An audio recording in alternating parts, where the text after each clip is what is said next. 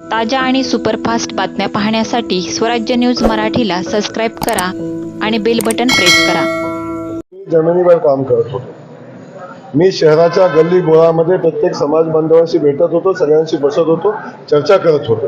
तेव्हा आपण पाहिलं असेल की आमचे खास करून इथं देवेंद्र कोटेजी उभे आहेत। त्या माणसाचा शहराचा प्रचंड मोठा अभ्यास, अगदी गल्ली बोळाचा, छोट्या छोट्या समाजाचा प्रत्येक व्यक्तीचा अभ्यास असणारा एक लोकप्रतिनिधी आमच्यासोबत निवडणूक लढत होता। पण अशा वेळी काँग्रेस पक्षाचा उमेदवार कोण आहे हे सुद्धा त्यांना माहिती नाही। काँग्रेस पक्षाच्या प्रचाराच्या मोहिमेमध्ये जे सहभागी झालेले या शहरामध्ये जाहीरनामा काय असावा, शहराला काय पाहिजे याची माहिती नाही।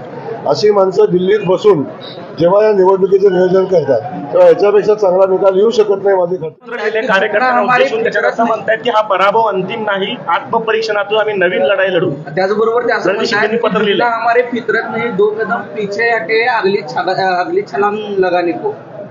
वो 2 कदम पीछे नहीं हटे हैं, 2 कदम पीछे नहीं हटे, 50 कदम नीचे गिरे हैं, पर फिर भी गिरे तो भी टांग ऊपर। अशा पद्धतीची भूमिका घेऊन जर आपण बोलणार असू तर मला वाटतं याच्यापेक्षा वेगळं काय असू शकतं। माझं काहीच म्हणणं नाही।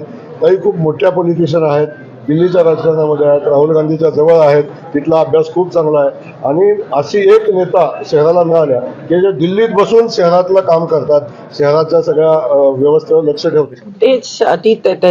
त्याच्यावरून कळतं की त्यांची संस्कृती काय आहे आणि ते कोणत्या पद्धतीत हे इलेक्शन लढले।